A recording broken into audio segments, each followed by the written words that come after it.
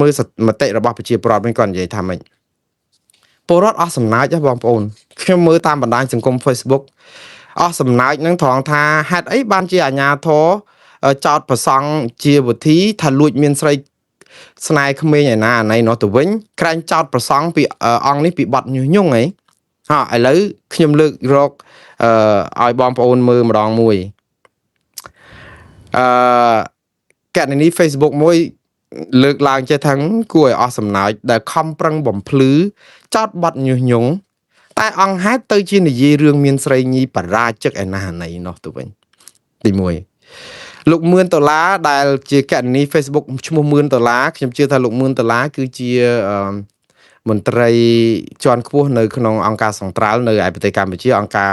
តាក់ទងពលករចំណាក់ស្រុកតាក់ទងនឹងសិទ្ធិពលរដ្ឋសិទ្ធិការងារអីហ្នឹងលោកសរសេរថា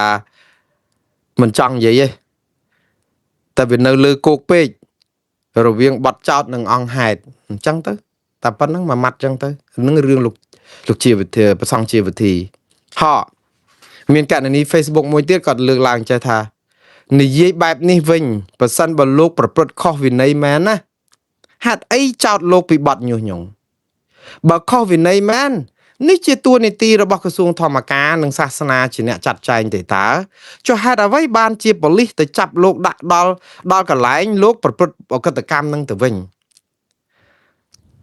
ហើយគាត់បន្ថែមថាមុនចង់វាយឆ្កែគេត្រូវចោតឆ្កែនោះថាឆ្កែឈួតសិនរឿងចោតដដែលហើយចោតតែចំពោះអ្នកដែលសកម្មនឹងបញ្ហាសង្គមប៉ុណ្ណេះតែប៉ុណ្្នឹងឯង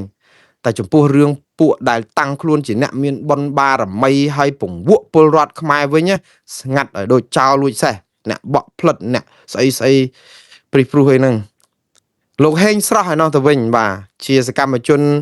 ព្រៃឈើប៉ុន្តែឥឡូវបានភៀសខ្លួនជាមួយគ្រួសារទៅនៅប្រទេសអូស្ត្រាលីហើយគាត់សរសេរសារលើបណ្ដាញសង្គម Facebook គាត់ថាអញ្ចេះខ្ញុំគ្មានភ្ញាក់ផ្អើលអីបន្តិចសោះចំពោះការចាប់ចងពលរដ្ឋស្លូតត្រង់នៅកម្ពុជាពីព្រោះកម្ពុជាបច្ចុប្បន្នសម្បូរដោយសត្វកាចសាហាវបើគេចាប់ដាក់គុកយើងរាប់ថាជាសំណាងតែបើយើងរត់ចោលស្រុកគេចាត់ទុកថាជីវិតយើងថ្លៃហើយតែបើយើងឲ្យជីវិតយើងខ្សែក្នុងដៃពួកសត្វយើងនឹងគ្មានឱកាសសងសឹកទេអូលោកសេងស្រស់ហើយអាហោសិកម្មទៅអាពាកសងសឹកហ្នឹងកុំអស់ត្រីឡើងទឹកឡើងត្រីស៊ីសមុទ្រទឹកហើយសមុទ្រស៊ីត្រីប៉ុន្តែខ្ញុំយល់អំពីចិត្តរបស់លោកហេងស្រស់ហើយគេតាមទៅទុកបុកម្នេញគ្មានស្រាកស្រានរហូតរត់ចោលស្រុកដែរដើម្បីបានទៅនៅទីទួលសុវត្ថិភាពជាមួយគ្រួសាររឿងតស៊ូព្រៃឈើហ្នឹងឥឡូវបានអ្នកណាតស៊ូព្រៃឈើព្រៃឡង់ព្រៃអីហ្នឹងទៀតបើលោកហេងស្រស់លោកអ៊ូចលេងអីនាំគ្នាទៅក្រៅប្រទេសអស់ហ្នឹងសង្ឃឹមថាលោកនឹងបន្តកិច្ចការនេះតទៅទៀតពីស្រុកក្រៅឯកញ្ញាសុនរដ្ឋានោះវិញដែលជាសកម្មជនម្នាក់នៅក្នុងចំណោមសកម្មជនចលនាមេដាធម្មជាតិក៏និយាយចេះមិនបាច់សួរទេដឹកនាំមនុស្សដឹកនាំបែបណាហ្នឹងកូនចៅគឺជាកញ្ចក់ឆ្លុះបញ្ចាំងអំពីអត្តចរិតរបស់មេដឹកនាំរបស់ខ្លួនដោយពាក្យចាស់លោកពុកថាឪខ្លាមិនដែលបង្កើតបានកូនឆ្កែទេគាត់និយាយរីគុណសង្គមជាទូទៅទេហើយតកតងនឹងបរិបត្តិនេះដែរ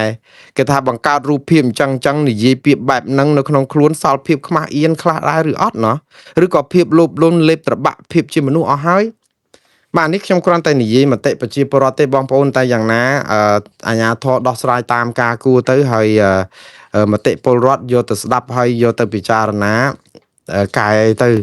ឥឡូវនេះគឺចូលដល់ព័ត៌មានបន្ទាប់នេះគឺតកតងនឹងកម្ពុជាបន្តកំដរលបែងនយោបាយថៃរឿងព្រំដែនត្បិតនៅតែមិនព្រមដាក់ប្តឹងថៃរឿងនេះកំដរលបែងនយោបាយបងប្អូនមានដឹងទេប្រហែលថ្ងៃមុននេះពេលដែល AOT អ្នកសង្កេតការណ៍អាស៊ានរបស់កម្ពុជាហ្នឹងគឺនាំគ្នាទៅប្រពាក់ប្រពូនដដែលជាដដែលដូចខ្ញុំនិយាយចឹងដដែលជាដដែលទៅថតតែរូបថតនឹងមកវិញចឹងទៅឃើញដំបងគេដាក់តែបលាលួសទេដល់ពេលយើងទៅរឿងកកិតកក្រែងគេថែមកុងតឺន័រដល់តែពេលយើងទៅរឿងញាប់តិចបាទកុងតឺន័រថែមមួយជាន់ទៀតដល់ញាប់គេដាក់ផែនទីផ្លាកស្ទង់ជ័យឬក៏ស្អីរបស់គេដាក់បោះយាមយោធាបាវខ្សាច់កាមេរ៉ាភ្លើងអីហ្នឹងគឺគេថែមរហូតនៅពេលដែលយើងទៅដល់តែពេលចុងក្រោយយើងទៅសម្រុកខ្លាំងពេកគេយករថក្រោះមកបដ ாய் យករថក្រោះមកហើយដាក់ថែមបលាលួសទៀត អានេះគឺតកតងនៅរឿងនៅតំបន់ច្រកអូស្មាច់ហើយដល់ពេលហើយគេចោតយើងទៀតចឹងបានថា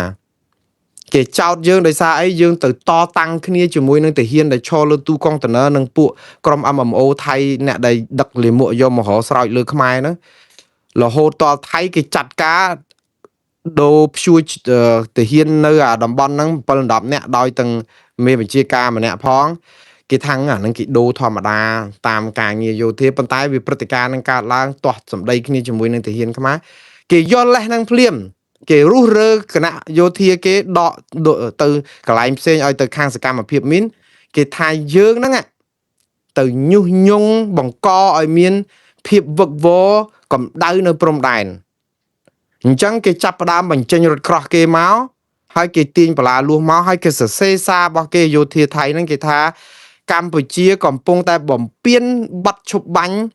ដោយការដែលនាំទាហានទៅប្រពាក់ប្រពូនបង្កឲ្យមានកម្ដៅនៅព្រំដែនប្រឈមមុខជាមួយនឹងទាហានរបស់គេ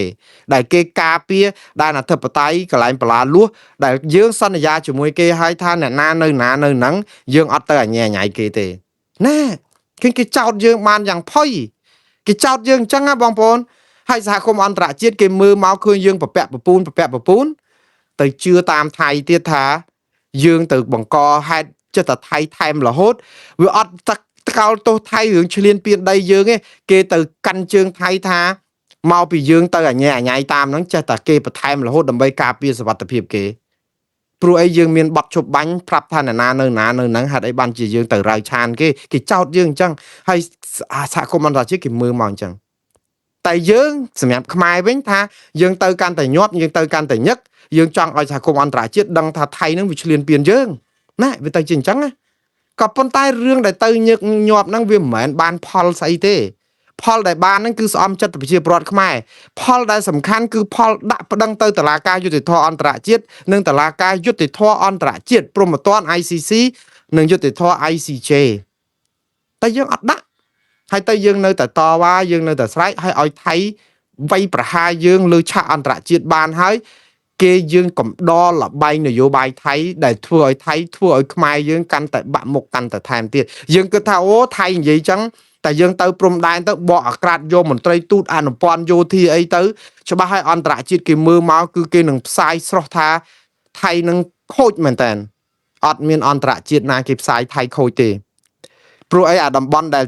នៅព្រំដែនហ្នឹងគឺយើងថាអ្នកណានៅហ្នឹងចឹងថៃគេដាក់ស្អីដាក់ទៅគេថាគេដាក់នៅក្នុងដែនអធិបតេយ្យដូចមាត្រា2ប្រការ2នៅក្នុងប័ណ្ណឈប់បាញ់ថ្ងៃទី27ខែធ្នូឆ្នាំ2025គេនិយាយតែប៉ុណ្្នឹងហើយតោះយើងទៅក្បែរហ្នឹងគេថាយើងបង្កគ្រោះថ្នាក់ដល់គេឥឡូវគេយករថក្រោះមកទៀតគេយកទាហានគេប្រហែលថ្ងៃនេះដកចេញទៅចង់អស់ឲ្យថ្មើរជើងប៉ុន្តែរថក្រោះច្រើនណាស់នៅហ្នឹងគេនៅតែមកបត្រុយហើយមកប្រពាក់ប្រពូននៅហ្នឹងហើយគេចោតប្រកាន់យើងថាបង្កឲ្យស្ថានភាពព្រំដែនក្តៅគេចាប់ផ្ដើមពង្រឹងទ័ពឡើងវិញទៀតគេយល់លេះអាហ្នឹងឃើញទេថៃគេយល់លេះដោយសារអីយើងកំដរនយោបាយថៃវល់នៅតែរឿងដដែលអត់ប្តឹងថៃយើងឲ្យថៃមើលងាយយើងទៅអង្វរគេយ៉ាងដូចម្ដេចទៅលោកហើយគេចោលគេលួចយើងគេប្លន់យើងនៅអង្វរគេឲ្យខ្ជាក់មកវិញមកអីឲ្យគោរពតាមកិច្ចព្រមព្រៀងនៃការព្រមព្រៀងរបស់ដែលលួចបានហ្នឹងរបស់ដែលលួចបានយើងព្រមព្រៀងឲ្យគេគ្រប់គ្រងទៅទៀតរួចទៅយើងមកអង្វរគេឲ្យវាស់ទៅឯងលួចចែកអារបស់ហ្នឹងមកវិញចែកអាម៉េចបើយើងព្រមឲ្យគេទៅហើយចឹងនៅក្នុងអាយន្តការដែលយើងព្រមឲ្យគេទៅហើយហ្នឹងគឺយើងអត់អាចទៅជជែកគេបានទៀតទេ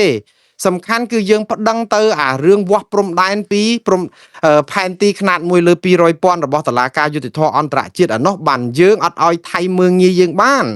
ខ្ញុំមិនបន្ទោសរឿងការធ្វើដូច្នេះទេជាការទូតជាអីយើងធ្វើទៅក៏ប៉ុន្តែយើងធ្វើជាង700ដងហើយតើថៃគេបានស្ដាប់យើងទេអត់ទេ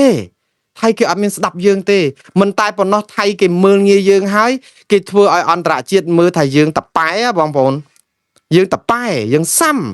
ហើយដល់ពេលសាំចុះសាំឡើងយើងលេងលបែងនយោបាយរបស់ថៃគឺយើងចូលសងថៃយើងស្អំចិត្តប្រជាពលរដ្ឋខ្មែរយ៉ាងរកម្មចិត្តឥឡូវយើងចូលសងថៃគេចោទប្រកាន់ថាយើងញុះញង់ឲ្យមានអំពើឬក៏ភាពក្តៅនៅព្រំដែនទៀតឥឡូវនេះដល់តែពេលអញ្ចឹង អ្នកស្រីម៉ាលីសុជាតាក្រសួងការពារជាតិកម្ពុជារវល់ទៀតរវល់រឿងដដែលរវល់ធ្វើអីបងប្អូនឆ្លើយតបថ្ងៃទី2ខែមេសាឆ្នាំ2026 page Facebook របស់ Royal Thai Army គឺទាហានភូមិន្ទថៃផ្សាយអំពីព័ត៌មាននៃការពង្រឹងរបងបលាលួសនិងដាក់ពង្រាយរថពាសដែកនៅតំបន់ច្រកអូស្មាច់ក្នុងទឹកដីកម្ពុជាដែលយោធាថៃកំពុងកាន់កាប់ដោយខុសច្បាប់យើងនៅតែប្រើថាយោធាថៃកាន់កាប់ដោយខុសច្បាប់គេថាអត់ខុសទេព្រោះយើងសញ្ញេឲ្យគេគ្រប់គ្រងដោយអះអាងថាមានសកម្មភាពញុះញង់ពីភាគីកម្ពុជាចំពោះការលើកឡើងនេះអ្នកនាំពាក្យក្រសួងការពារជាតិនៃប្រជាណាចក្រកម្ពុជាសូមបញ្ជាក់ថាមិនមែនជាការពិតហើយក៏គ្មានមូលដ្ឋាននៃការញុះញង់ឲ្យមានក្តៅនៅព្រំដែនដែរហើយអ្នកស្រីម៉ាលីសុជាតាថាកងកម្លាំងកម្ពុជាតែងតែអនុវត្តកិច្ចដោយគោរពវិន័យយោធាប័ណ្ណបញ្ជារបស់ថ្នាក់ដឹកនាំនិងគោរពគោលការណ៍វិជ្ជាជីវៈយ៉ាងរឹងមាំគោលកម្លាំងរបស់យើងគឺនៅតែអត់ធ្មត់ប្រកបដោយការទទួលខុសត្រូវនិងប្រុងប្រយ័ត្នខ្ពស់ដើម្បីការពារអធិបតេយ្យនិងបូរណភាពទឹកដីរបស់យើងខ្ញុំថាលេងលបាយនយោបាយជាមួយថៃនឹងគឺអញ្ចឹងយើងត្រូវបកស្រាយប្រាប់ថៃបកបានប្រយោជន៍អីបងប្អូនបើយើងនៅតែអញ្ចឹងនៅតែអត់ប្តឹងគេទៅគេកកោកកាយគេអញ្ចឹងទៅយកកលុកអាព្រំដែននឹងដដែលអត់បានធ្វើអីទេនៅតែយូរទៅឆ្លោះគ្នាទិលទៀតឡើយចាំមើលឆ្លោះគ្នាទិលទៀតឡើយខ្ញុំពងតែឆ្ងល់ថាហេតុអីបានជា AOT ត្រូវទៅកន្លែងដដែលនឹងរាល់សប្តាហ៍បើកុងតឺន័រហ្នឹងវាមាននៅហ្នឹងបលាលួសហ្នឹងវាមាននៅហ្នឹងតើយើងទៅសប្តាហ៍ហ្នឹងហើយសប្តាហ៍ក្រោយមួយទៀតវានឹងវាខុសវាមកយ៉ាងម៉េចឬគេដកថយឬយ៉ាងម៉េចចាអាញាធមូលដ្ឋានហ្នឹងអត់ធ្វើអីសោះឬយ៉ាងម៉េចគាត់ទៅពិនិត្យមកឥឡូវបានហើយឃើញកុងតឺន័រហ្នឹងបានមកធ្វើអីគេពងតែឆ្ងល់អូយើងថាថៃបំពេញកន្លែងណាដែលចោទថាថៃបំពេញបានបើកន្លែងកុងតឺន័រដែលគេដាក់នឹងថៃគេប្រាប់ថាដាក់តាមបទឈប់បាញ់នឹងទៀតហើយគេមានបទឈប់បាញ់គេមានកិច្ចព្រមព្រៀងហើយយើងនៅតែថាគេរំលោភបំពានគេវាឈ្លានពានមិនហើយក៏ប៉ុន្តែគេឈ្លានពានដោយសារតែយើងអត់ប្តឹងគេតែយើងព្រមព្រៀងជាមួយគេតែប៉ុណ្្នឹងទេខ្ញុំពងតែឆ្ងល់វល់កញ្ញាញ់ខួរដែរ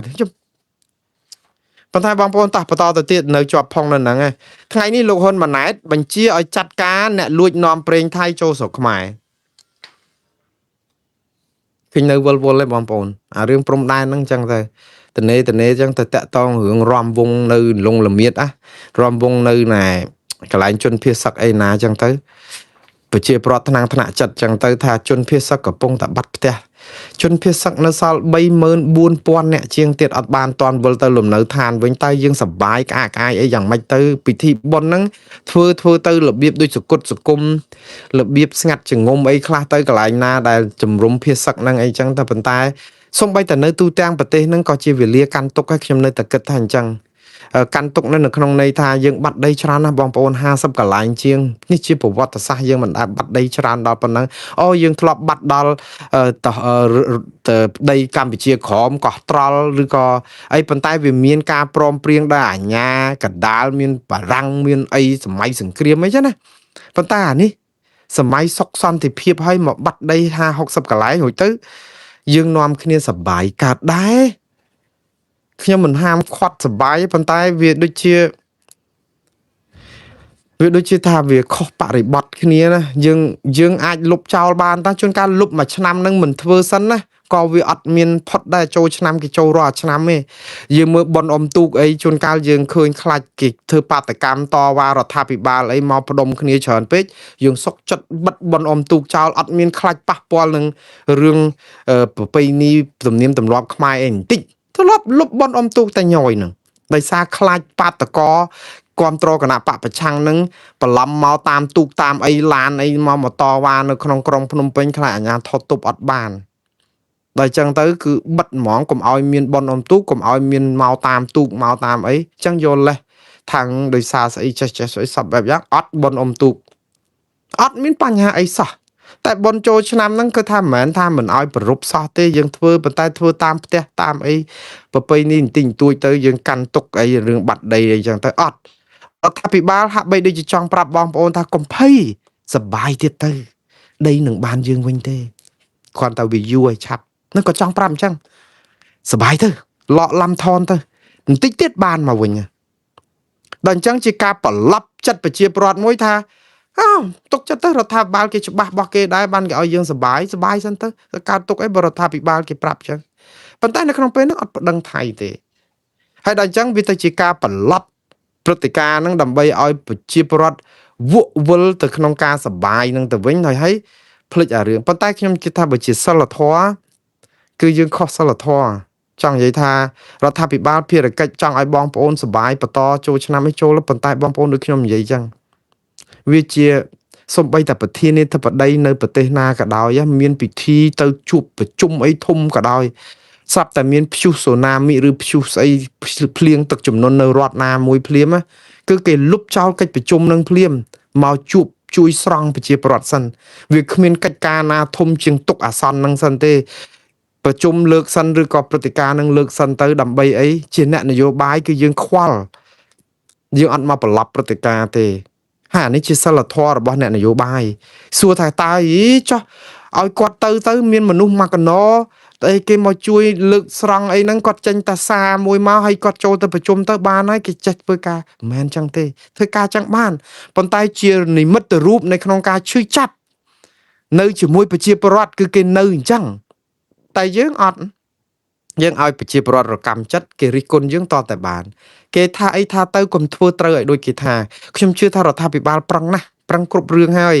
ប្រឹងរកចម្រករកអីបាយទឹកអីស្បៀងអាហារដល់ទាហានដល់ជនភៀសសឹកស្រួលមធ្យោបាយធ្វើដំណើរវិលលំនៅឋានសង់ផ្ទះសង់អីរាប់ពាន់ខ្នងឲ្យជនភៀសសឹកដែលនៅក្រោមតង់ទឹកប្រឃ្លុកក្លាក់ឥឡូវបានផ្ទះបានអីនៅគាត់ធ្វើច្រើនហើយយើងក៏ត្រូវតែដឹងថារដ្ឋាភិបាលនេះមិនទំនេរដៃដែរទេក៏ប៉ុន្តែអានឹងក៏ជាភារកិច្ចរបស់រដ្ឋាភិបាលដែលត្រូវតែធ្វើទេមិនចាំបាច់ប្រជាពលរដ្ឋរិះគន់អីទេព្រោះការងាររបស់រដ្ឋាភិបាលគឺត្រូវដោះស្រាយបញ្ហារបស់ប្រជាពលរដ្ឋអញ្ចឹងតែមានទុកមានអីពលករចំណាក់ស្រុកមកត្រូវរកការងារគ្នាធ្វើត្រូវអីអញ្ចឹងទៅអានឹងគឺជារឿងការងាររបស់រដ្ឋាភិបាលណាក៏ដូចគ្នាដែរវាជាការងារទៅតាមទូនីតិអញ្ចឹងហើយក៏ប៉ុន្តែនៅពេលដែលយើងមានបញ្ហាតាក់ទងនឹងរឿងបាត់ទឹកដីដ៏ច្រើនបែបនេះគឺយើងត្រូវតែមានការកាន់ទុកតែប៉ុណ្្នឹងទេគឺយើងសង្រួមចិត្តកាត់បន្ថយការសបាយក្អាកក្អាយហើយកុំទៅបន្ទោសប្រជាពលរដ្ឋដទៃទៀតដែលគ្នាច្រៀងរាំអត់អីទេប្រជាពលរដ្ឋធម្មតាយើងរិះគន់គាត់ទៅជួនកាលគាត់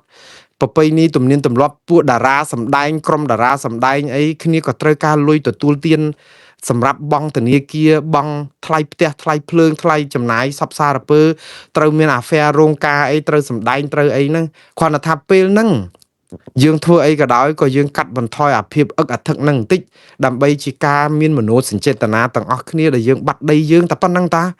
មិនមែនឲ្យហាមទាំងអស់ទេប៉ុន្តែជាពិធីបុណ្យជាតិធំគួរតែធ្វើឲ្យជាវិធីកាន់ទុកវិញតែយើងថាកាន់ទុកបានន័យថាបានដងដាវទៅគណៈបពប្រឆាំងរិះគន់ទៀតហ៎អូគាត់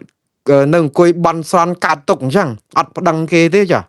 ថាធ្វើអីក៏អត់ត្រូវដែររដ្ឋាភិបាលធ្វើអីក៏តែមិនត្រូវដែរហ្មងនេះក៏ប៉ុន្តែកុំឲ្យវាខុសច្រើនពេក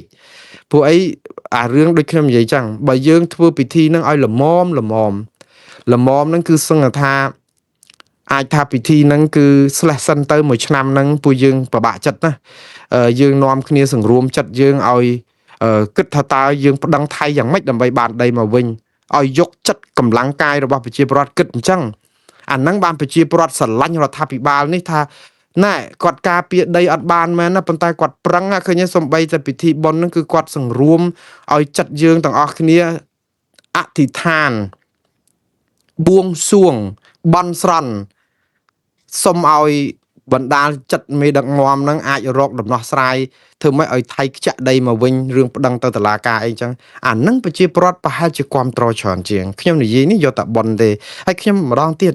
កិច្ចការរដ្ឋាភិបាលធ្វើអីធ្វើទៅប៉ុន្តែប្រជាពលរដ្ឋក៏គេមានសិទ្ធិរិះគន់ដែរហើយស្ដាប់ទៅវាតើឆ្កងទេសមទេយើងមើលរដ្ឋាភិបាលមិនដឹងរឿងទេណា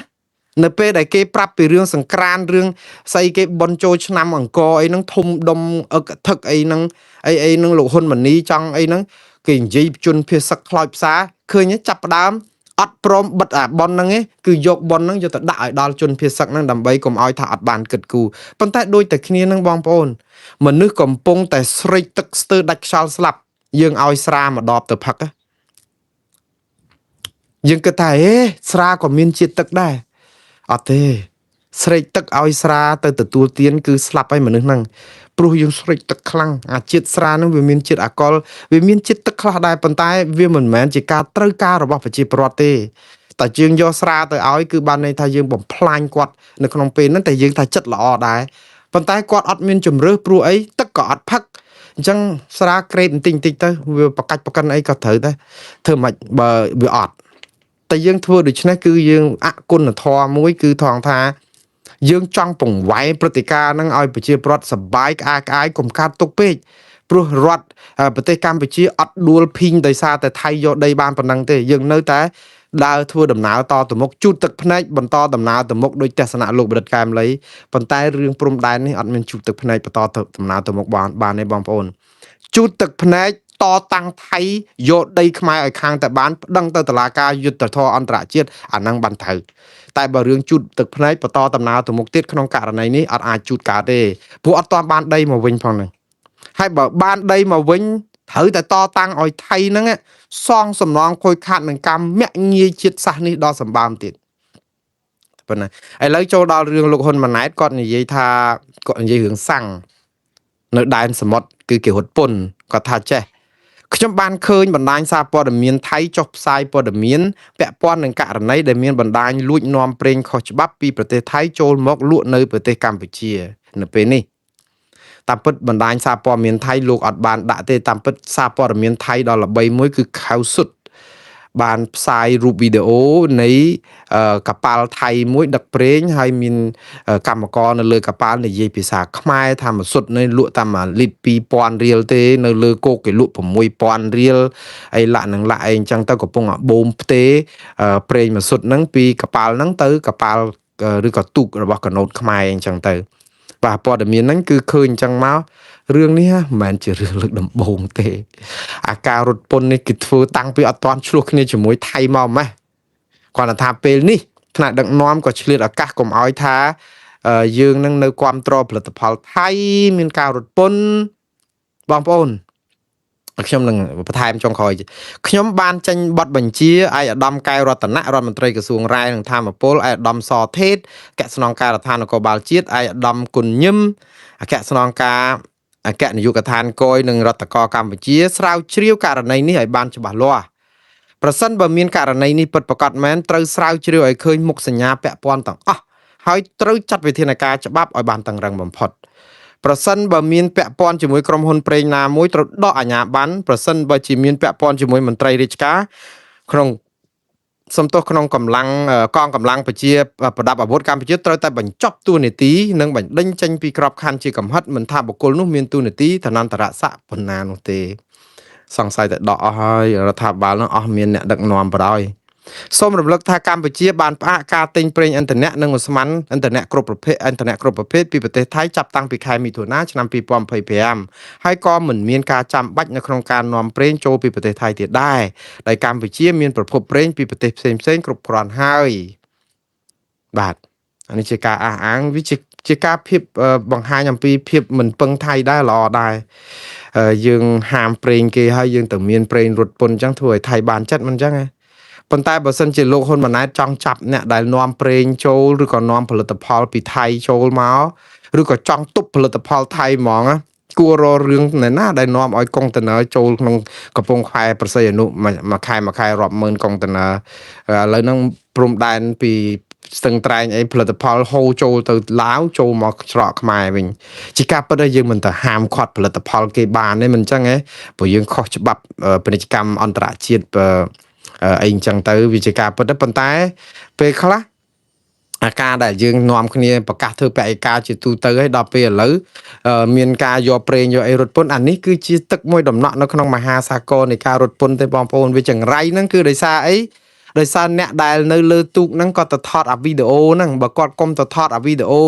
អេអូអីចឹងក៏យើងអត់ដឹងដែរគេរត់ពន្ធចឹងមកយកមកហើយអានេះវាភ័ព្វសំណាងនឹងចង្រៃអ្នកនៅលើទូកហ្នឹងឃើញអញ្ចឹងហើយអាជ្ញាធរថាទៅចាត់ការទៅឥឡូវចាត់ការទៅណោះថៃចាប់ទូកនេសាទយើង2ទៀត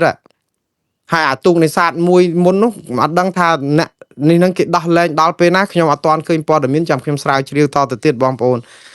ថៃគេចាប់នៅក្នុងដែនសមុទ្រនឹងដែរថាយើងនេសាទខុសច្បាប់ឥឡូវមានទូកនេសាទ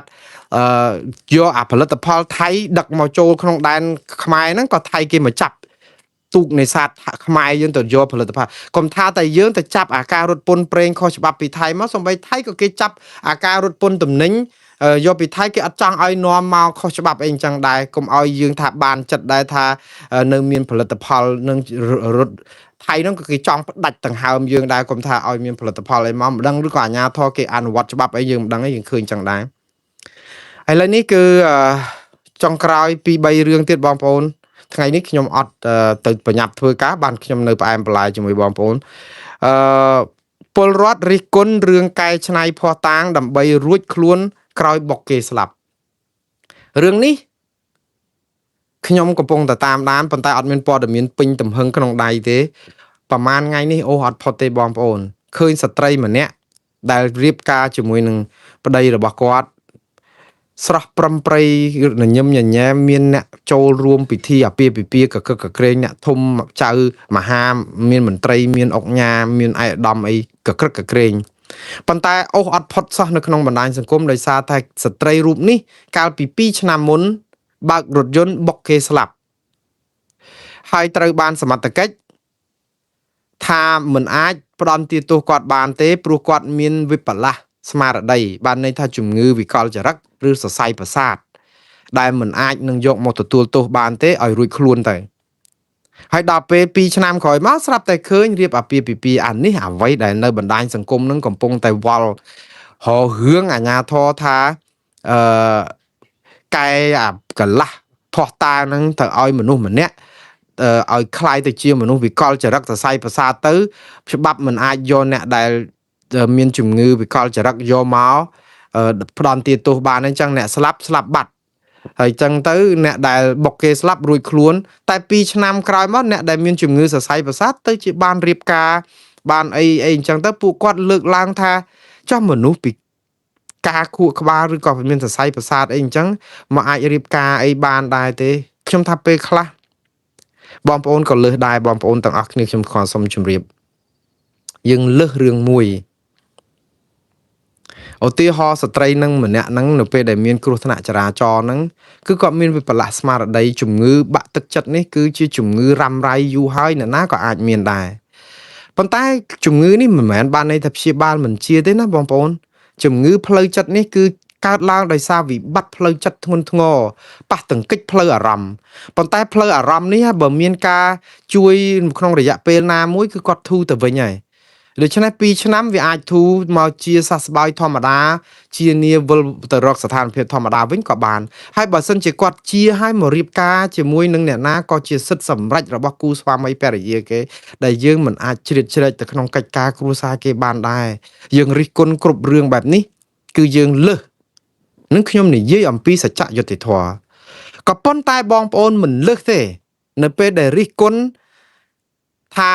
អាការព្រឹត្តិការណ៍ដែលបង្កើតនឹងគឺជាការបង្កើតជាការកែកលៃអង្គហេតុភ័ស្តុតាងដើម្បីឲ្យរួចខ្លួនណាព្រោះប្រព័ន្ធយុត្តិធម៌កម្ពុជាប្រព័ន្ធប៉ូលីសប្រព័ន្ធអីនឹងប្រជាប្រដ្ឋអត់ទុកចិត្តអញ្ចឹងហើយបានប្រជាប្រដ្ឋចេះតែរករឿងយើងគ្រប់ថាចូលទៅគេចេះតែឆ្នៃទៅគេថាអញ្ចឹងទៅបង់លុយអីបន្តិចបន្តួចទៅប្រឡែមប្រឡំចេញរួចបាត់អ្នកស្លាប់បាត់ទៅថាមានវិកលចរិតមានអីចឹងតាមពិតមិនមែនវិកលចរិតអីទេនឹងប្រជាប្រដ្ឋសង្ស័យអញ្ចឹងថាមិនមែនវិកលចរិតទេតែកែកលាស់ព័ត៌មាននឹងឲ្យទៅជាមានជំងឺសរសៃប្រសាទដើម្បីរួចខ្លួនពីការទទួលខុសត្រូវអញ្ចឹងទៅដល់ពេលក្រោយមកគឺអត់វិកលចរិតចឹងមែនគឺគាត់ជាហើយគាត់រៀបការប្តីស្អីគេមិនទៅមួម៉ៅរឿងប្តីស្អីអីទេប៉ុន្តែគេឆ្ងល់ថាហេតុអីបានជាមនុស្សម្នាក់ដែលពីមុនមករួចខ្លួនពីអំពើគ្រោះថ្នាក់ចរាចរណ៍មកឥឡូវរៀបអាពាហ៍ពិពាហ៍អីបាននេះរឿងវានៅមិនមែនរឿងរៀបការនឹងទេមិនមែនអ្នកណាមានប្តីមានប្រពន្ធអីគេទៅឈឺក្បាលគឺរឿងគេហេតុអីបានជារឿងនឹងកើតឡើងនៅពេលដែលមនុស្សដែលមានបញ្ហាបែបហ្នឹងហើយឥឡូវហ្នឹងចឹងគេជឿមិនមែនថាជឿថាគាត់មានវិបលាសផ្លូវចិត្តទេគឺគេជឿថាច្បាស់ជាមានការកែឯកសារដើម្បីឲ្យនាងរួចខ្លួននាងជាមនុស្សជាបើតាំងពីដើមមកអញ្ចឹងនេះសាធារណជនគេគិតអញ្ចឹងតែខ្ញុំនឹងតាមដានរឿងនេះលំអិតទៀតបងប្អូនខ្ញុំមិនទាន់មានព័ត៌មានគ្រប់ជ្រុងជ្រោយគ្រាន់តែនិយាយថាអូអត់ផុតសោះឃើញគេនិយាយរាល់ថ្ងៃគ្រោះថ្នាក់ចរាចរណ៍ហ្នឹងតើតើនឹងស្ត្រីដ៏ស្រស់សភាម្នាក់នេះឈរមុខឡានប៉ូលីសកាលពី2ឆ្នាំមុនហើយឥឡូវនេះគឺឈរនៅរោងការ ក្នុងនាមជាស្ត្រីដែលទទួលផ្កាស្លាយ៉ាងខាញ់រ៉ាញជាស្ត្រីចង់និយាយថាជាស្ត្រីដែលមមមួនមើលទៅស្នាមញញឹមគួរឲ្យទុកចិត្តអីចឹងទៅជាមនុស្សដែលមានសតិសម្បញ្ញៈសំទោសសតិស្មារតីធម្មតាដូចគេដូចឯងមានមតិបងប្អូននៅតាមបណ្ដាញសង្គមនឹងជួនកាលក៏គាត់រិះគន់ថាការដែលកែកលាស់ផោះតាងអីមួយហ្នឹងគឺបើជាការពិតគឺវាច្បាស់ជាធ្វើឲ្យប្រព័ន្ធយុតិធម៌របស់យើងនឹងកាន់តែស្រអាប់អីចឹងទៅតែបងប្អូនដូចខ្ញុំនិយាយចឹងខ្ញុំសន្យាថានឹងស្រាវជ្រាវរឿងនេះលំអិតទៀតហើយចាំមើលតើអាជ្ញាធរពាក់ព័ន្ធគេបកស្រាយយ៉ាងដូចម្ដេចជាមួយរឿងនេះឥឡូវដើម្បីបញ្ចប់ព័ត៌មាននេះគឺតកតងនឹងសាលាលោកកម្មសខាសំណុំរឿងលោកកម្មសខាតឡាការបើកសវនាការនៅថ្ងៃទី8ខែមេសាសប្តាហ៍ក្រោយគឺក្រោយពេលពន្យាឬក៏ក្រោយពន្យាពេលច្រើនដងខ្ញុំឃើញព័ត៌មាននេះគឺបង្ហោះនៅគេហទំព័រសំទោស Facebook របស់មេធាវីរបស់លោកកម្មសខាមួយរូបគឺសហមេធាវីលោកផែងហេងដែលលោកបង្ហោះជាមួយនឹងដោយដាក់អមនឹងដីការបស់តុលាការផងដែលឲ្យលោកកម្មសខាចូលខ្លួនទៅបំភ្លឺនៅថ្ងៃ8តាក់ទងនឹងបាត់ចោតសន្តិទ្ធភាពគឺបាត់ចោតក្បត់ជាតិនឹងបងប្អូនតឡាការពជាពេលរឿងសំណុំរឿងលោកកម្មសខានេះម្ដងហើយម្ដងទៀតម្ដងហើយម្ដងទៀតគឺពជាពេល8ឆ្នាំជាងហើយម្ដងមកនេះ8ឆ្នាំជាងហើយពួកគេចាប់ខ្លួនគាត់កាលពីថ្ងៃទី3ខែកញ្ញាឆ្នាំ2017បងប្អូនទាំងកណ្ដាលយប់រំលងអាត្រៀតចោតពីបទល្មើសចាក់ស្ដែងដែលប្រព្រឹត្តតាមរយៈថ្លែងសារ3-4 ឆ្នាំមុន5ឆ្នាំមុននេះនៅឯប្រទេសអូស្ត្រាលីហើយទៅគេទៅចាប់ប្រផាត់ប្រភីងមកដោយចាប់ហើយគឺរំលាយគណៈបកសង្គ្រោះជាតិដូចថាជាការរៀបចំមួយដើម្បីឲ្យវាមានបែបផែននឹងចាប់មេដាក់គុករំលាយគណៈបកចោល